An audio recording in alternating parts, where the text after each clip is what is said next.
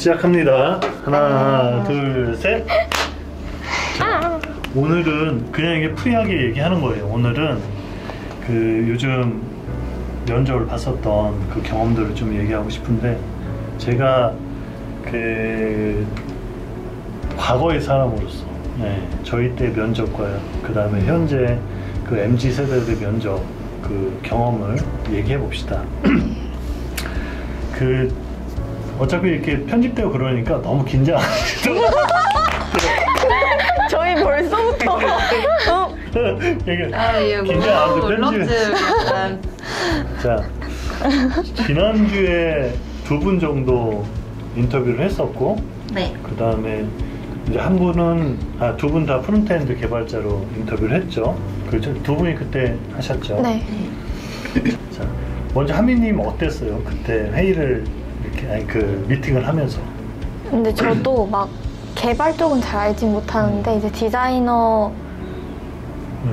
디자이너라서 좀 개발 쪽 관련된 질문들은 잘 못했고, 그렇죠. 지희님하고 이제 같이 면접 보는 걸 들었을 때는 좀 약간 성격적인 부분에서, 사람적인, 네, 그런 부분에서 면접 볼 때도 좀 이런 게 나오는구나, 이런 건 좀 느꼈던 것 같아요. 그 사람이 갖고 있는 성정들이 네네. 이야기하는 도중에 중간중간 이렇게 나오거나 표현들이 어떤 게 좀 가장 좀 어떻게 저렇게 이야기할 수 있지라든지, 네. 어떻게 표현할 수 있지, 그런 게 어떤 게 좀 가장 인상이 남았어요? 그래서 지희님이 질문 중에 하나가 사람 중에 잘 맞는 사람, 안 맞는 사람은 어떤 사람이 있냐 이렇게 여쭤보셨는데, 네네.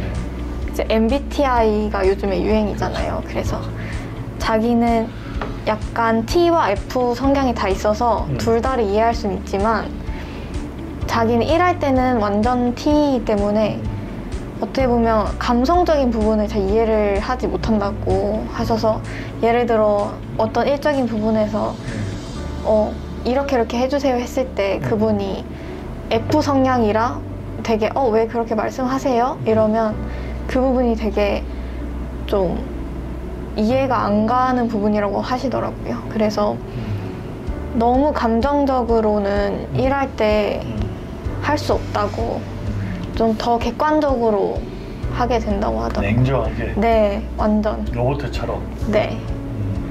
과거에 제가 기억이 나네요. 함수형은 좀 어땠어요? 일단은 저는 같이 일하는 사람들이 제일 중요하다고 생각을 하는 게 협업이라고 생각을 하는데, 그렇죠. 협업을 하기 위해서는 대화가 필요하다라는 것들이 있습니다. 근데 그 같이 보신 분들도 대화의 중요성을 알고 계셨는데, 근데 대화의 방향성이 좀 많이 다르더라고요.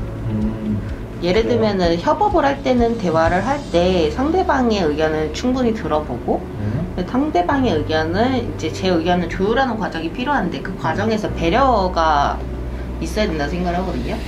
근데 본인의 입장만 이렇게 고집을 하시고 또 상대방에 대한 배려를 저는 못 느꼈기 때문에, 그래서 물론 대화가 필요하지만은 본인의 주장만 펼치는 대화는 협업에 필요하지 않는다라는 생각을 했었습니다. 어떤 게 가장 인상이 깊었어요, 그분들?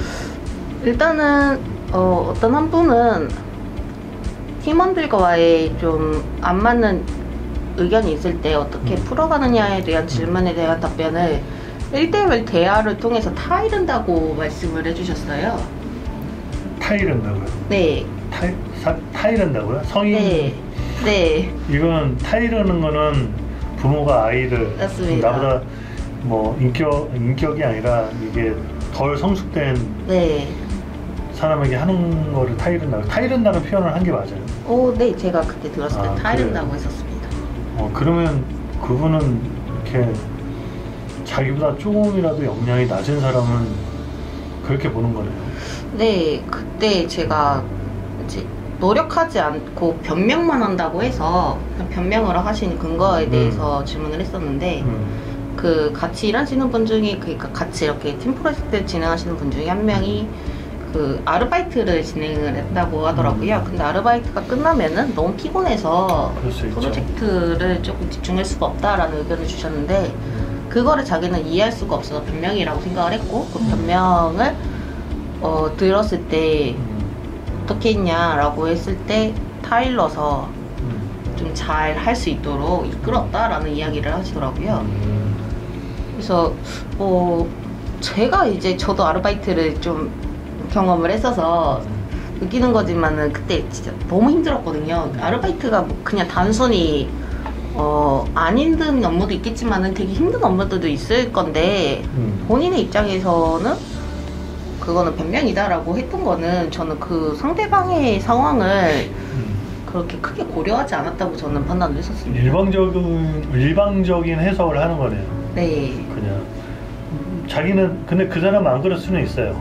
자기는 굉장히 책임감을 강하게 갖고 있어서 나는 뭐 날밤 새서라도 몸이 무너지더라도 날밤 새서라도 난 한다 그런 사람일 수도 있죠. 근데 타이른다는 표현은 조금 미숙해서 그런 표현을 한 건지 아니면 자연스럽게 사람을 낮게 보는 마음에서 나온 건지 좀 약간 그 자리에 없어서 잘 모르겠네요. 네, 그때 말씀하신 게 그런 제가 느끼기에는 같이 일하는 사람을 끌고 간다는 느낌보다는 리더로서 이렇게 끌고 간다는 느낌보다는 너는 못하니까 내 말대로 해 이런 강압적인 느낌으로 저는 비춰졌습니다. 지은님이 생각할 때는 어때요? 그런 상황이 그분의 입장에서 본다면 그분은 뭔가 면접이니까 제가 보기에는 나는 일을 할 때 이성적인 사람이고 그래서 이 결과물을 만들기 위해서 나는 최선을 다하는 사람이다라는 걸 뭔가 그걸 피력하고 싶어서 더 그렇게 말을 했을 수도 있다고는 생각을 하는데 이제 회사가 이제 추구하는 사람과의 좀 달랐던 거겠죠. 자기 피력이 조금 마이너스가 된 케이스인 것 같아요. 자기를 훨씬 나는 이런 상황에서도 이렇게 책임감을 갖고 하는 사람이다 라고 결과를 중요시하는 사람이고 그렇기 때문에 나는 책임감 있고 이성적으로 내 할 일을 딱딱 하는 사람이다 라는 걸 보여주고 싶었던 사람인 것 같아요. 그 여성 개발자분들이셨잖아요, 그죠? 네, 맞습니다. 그러면 같은 동성으로서 공감할 수 있는 그런 사람들은 혹시 없었어요? 이야기를 하면서? 없었다는 얘기. 하민님은 어땠어요? 공감이 되는 부분은 조금이라도 있었어요? 공감이 되는 거. 하민님도 그 전에 디자이너 몇 분이 왔다 가셨었잖아요. 네. 그죠? 그때 아주 초창기였고 이제 회사 생활을 적응하기 위해서 이제 적응해 가는 단계에서 그때 그때 심정을 봤을 때는 그분들 이 하민님한테 굉장히 힘든 존재들이었나요? 만약에 같이 일하게 된다면 조금 힘든 부분이 있을 수도 있다고는 생각이 들었던 게 약간 저는 어떻게 보면 같이 사람들이랑 일을 하는 거라 감정도 되게 중요하다고 느껴지는데 이제 제가 어떻게 보면 엄청 저는 F거든요, 성향이. 그래서 뭔가 이렇게 너무 딱딱딱 너무 딱딱하게 일을 처리해 갈 것 같은 성향이시라 저는 알게 모르게 계속 뭔가 상처받을 것 같은 느낌이 들었어요. 그리고 그 분 중에 한 분이 그러니까 면접본 분 중에 한 분이 말씀하시기를 본인의 장점에 대해서 이야기를 하라고 하셨을 때 본인은 굉장히 꼼꼼하다고 하면서 예시를 들어준 게 디자이너 분이 만약에 픽셀이 1이라도 틀어지게 되면은 디자이너 분한테 수정하라고 요청을 하신다고 하더라고요. 근데 저는 좀 융통성이 있어야 된다고 생각을 하거든요. 물론 그게 완전히 다 맞아서 결과물을 받으면은 그대로 진행할 때 쉽게 진행할 수 있지만은 그렇다고 1픽셀이 틀어진다고 해서 이거 1픽셀이 틀어집니다, 수정하세요 라고 할 수 있는 건지는 저는 솔직히 잘 모르겠습니다. 자, 여기까지 원테이크 하고 하나 둘 셋 네, 여기 얼굴이요? 네. 이쪽으로. 아니 이렇게 지금 자 이렇게 이제 자 하나 둘 셋. 연차에 따라 달라지게 되는 것 같은 게 취준생의 연차요? 그러니까 뭔가 취준이 그냥 이제 신입으로 입사를 한 사람이 있고 일을 하다가 그만뒀다가 일을 하던가 그냥 바로 이직을 하던가 하는 사람들이 있는데 그렇죠. 보통 이제 처음 이제 회사를 들어가는 신입들은 그 뭔가 열의가 있기 때문에 내가 이 회사에서 진짜 나의 가치를 이렇게 보여주고 같이 뭔가 나 때문에 같이 성장하는 느낌이 드는 그런 거에 대한 뭔가 그게 있거든요. 근데 연차가 좀 찬 친구들 얘기 들으면 그냥 나를 안 불러주고 나 그냥 가만히 있다가 퇴근하고 그런 거를 좀 더 선호를 하더라고요. 그냥 뭔가 내가 능력치가 오르는 것도 중요하겠지만 그것보다 그냥 편하게 돈 벌면서 집에 가고 싶다 그렇게 생각하는 사람들이 좀 더 연차가 쌓이면서 그런 사람들을 많이 봤어요. 제 주변에 이제 저는 이제 경력직으로 이제 다시 취업 입사하는 경우가 많은데 보면은 최소한의 책임으로 최대한의 연봉과 복지를 받고 싶어 하시는 분들이 굉장히 많으세요. 맞아요. 그래서 그렇지. 10년 차 넘어가시는 선배도 저한테 자기는 막내로 들어가고 싶다고 얘기를 하세요. 그래서 왜 그러면은 책임지는 게 싫다. 연봉도 막내로? 네,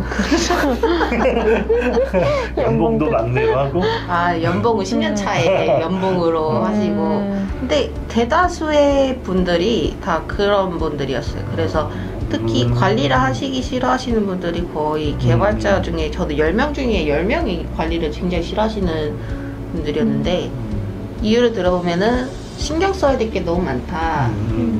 개발만으로도 바쁜데 이것도 해야 되고 저것도 해야 되고 내가 또 책임을 져야 되는 범주가 넓어진다라고 생각하셔서 당연히 책임을 지는 범주가 넓어지죠. 네. 그래서 경력직으로 들어갔으나 예전과 똑같이 일을 하고 싶다라고 생각하시는 분들이 거의 대다수였던 것 같습니다. 우리 하민님 처음에 입사하기 전에는 그러니까 어떤 회사에 좀 취업을 해야겠다 그런 게 좀 있었어요? 저는 좀 경험을 많이 해볼 수 있는 회사였던 것 같아요. 뭔가 이 디자이너 이제 취준한 사람들을 보면 이제 초반에 취업할 때는 뭐 인하우스를 들어가면 경험을 좀 많이 하는 게 좀 적어지니까 경험을 많이 해볼 수 있는 대로 가라 이런 얘기도 많이 있었고 그래서 저도 좀 약간 더 많이 경험해보는 걸 해보고 싶었고 또 저는 근데 오히려 디자이너들은 야근이 되게 흔하다고 해서 네, 디자이너들 맞아요. 저는 그거는 약간 마음을 먹고 오히려 했던 것 같아요. 그냥 야근은 당연한 거겠구나 했었는데 오히려 지금은 좋은 처음에 그냥 못 느꼈었는데 제일 사람이 중요하다는 건 확실히 요즘에 더 느끼는 것 같아요. 네, 그래서 지금 제일 좋은 건 뭔가 서로 이해할 만한 그 선이 딱 있다는 거. 그러니까 이해 못하는 부분이 많은 요즘에 다들 어떤 행동을 했을 때 뭔가 이해가 안 가는 게 되게 많을 때도 있는데 근데 여기에서만큼 다 이해가 가고 서로 또 존중하고 배려하는 게 보여서 너무 좋았어요.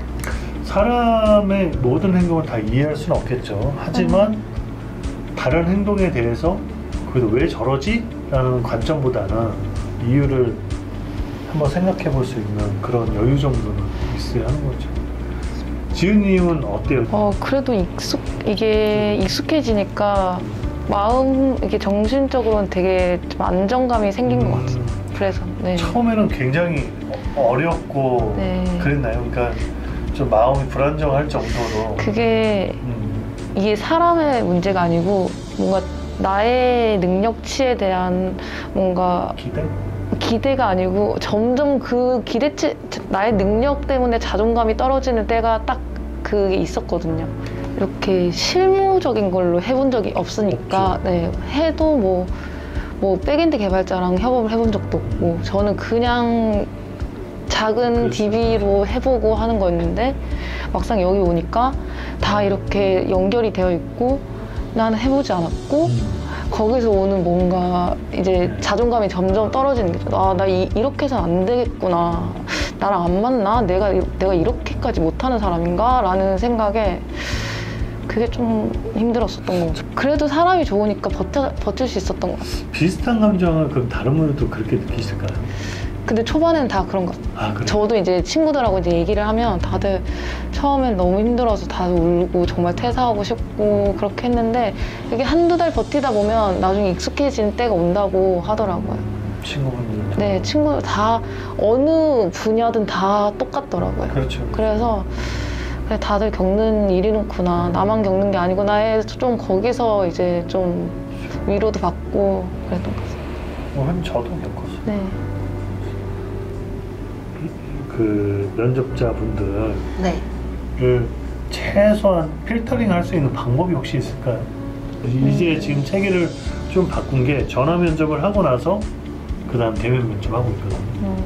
그 느낌을 알아보려고 고민을 굉장히 많이 하고 있는데 좀 그러니까 저희 회사가 추구하는 인재와 조금 많이 다르신 분들을 어떻게 하면 이력서 상으로 알 수가 있을까라고 생각을 많이 해봤는데 우리 회사가 추구하는 인재상은 뭐예요? 일단은 협업이 가능하시고 첫 번째가 협업.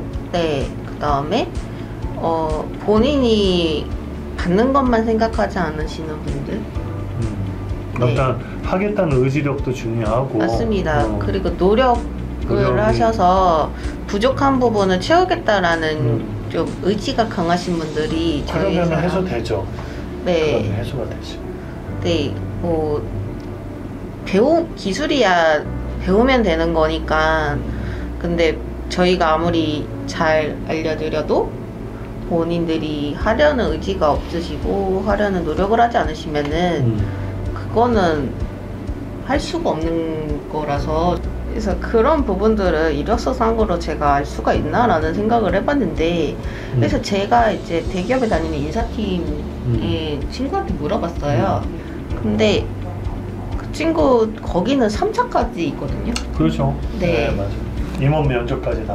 네, 일단은 이력서 상으로 한번 거르고 그 다음에 뭐 적성검사나 필기 이런 걸로도 거르고 그 다음 면접 보고 또 뭐 인원 면접 봐가지고 4차네요. 4차까지 가는데 그래도 자기들은 모르겠다고 하더라고요.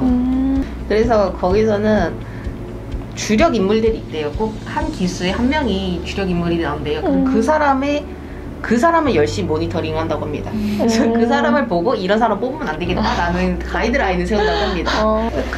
그만큼 막 몇천 명 뽑는 대기업에서도 안 된다고 하더라고요. 저도 자소서로는 사람을 절대 못 볼 거라고 생각하는 게 막 그런 말이 자소서가 아니고 자소설이라고 다 이만큼 한 걸 이만큼 분류하고 그렇기 때문에 그 자소서로는 절대 사람을 볼 수는 없다고 생각해요. 결국에는 직감밖에 없네, 직감. 네, 결국에는 이제 이야기를 함으로써 이 사람이 직면에 있는 문제에 대해서 어떻게 이끌어내는가, 또 협업에 대한 시각을 어떻게 가지고 있는가라는 거는 솔직히 그 짧은 면접 뭐 길어봐야 1시간 정도의 시간을 통해서는 알기는 어렵다고 생각을 합니다. 그래요. 하지만 최대한 알기 위해서는 네, 대화를 해야지. 네. 자, 그러면 오늘은 여기까지 할까요? 네. 아주 좋은 답변들 잘 준비했네요. 자, 그럼 여기까지 하겠습니다. 하나, 둘, 셋. 고생하셨습니다. 네, 수고하셨습니다.